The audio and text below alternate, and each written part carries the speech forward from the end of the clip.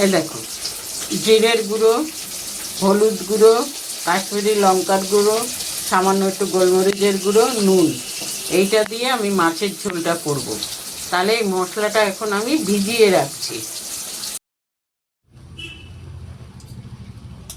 এই দেখো, মাছটা আমি ভেজে রেখেছি লাল লাল করে। এবার আমি মাছটা রান্না বসাবো। এই যে, তাতে দেবো আলু, ডাঁটা, টমেটো, ধনেপাতা, কাঁচা লঙ্কা, আর মশলায় দিচ্ছি জিরের গুঁড়ো, হলুদ গুঁড়ো, নুন, কাশ্মীরি লঙ্কার গুঁড়ো, অল্প একটু গোলমরিচের গুঁড়ো। সোমবারে দিয়েছি গোটা জিরে, সোমবারে গোটা জিরে দিয়েছি।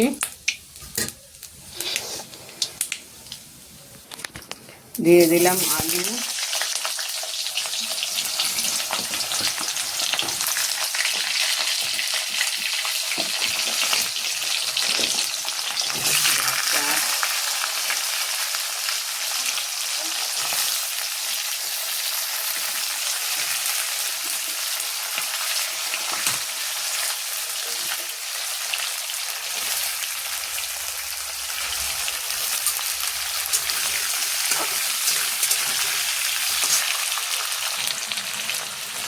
এই যে আলুগুলো ভাজা ভাজা হয়েছে, আলু আর ডাঁটাগুলো।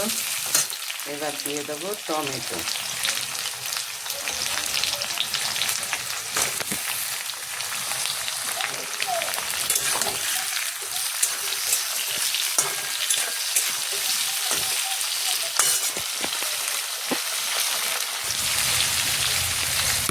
এবার দিচ্ছি মশলাটা।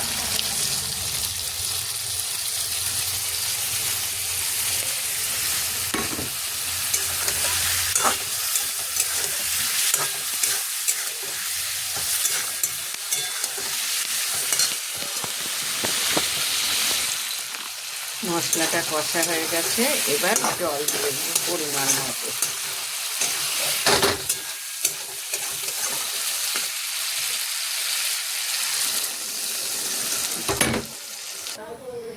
জল দিয়েছি, ঝোলটা হোক, তারপরে আসছি।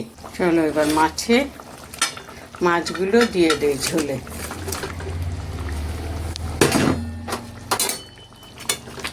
আজকে রান্নাটা একটু বেশি করছি, এই কারণে আমি একটু বৌদি বাড়ির তরকারি দেব, ওই জন্য আজকে রান্নাটা একটু বেশি করলাম।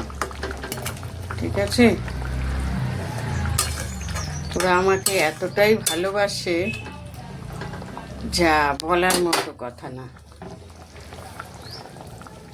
ওই জন্য মাছের ঝোলটা আমি একটু বেশি করলাম। তো মাছটা একটু টকবক করে ফুটুক ভালোভাবে। কি বলো বন্ধুরা, তাহলে এই ঝোলটুকু নামাই, না নামালে হবে না। কেন বলো তো? খাবে তো, একটু ঝোল দিয়ে না মেখে খেলে হবে? তো মাছটা এভাবে রান্না করলাম।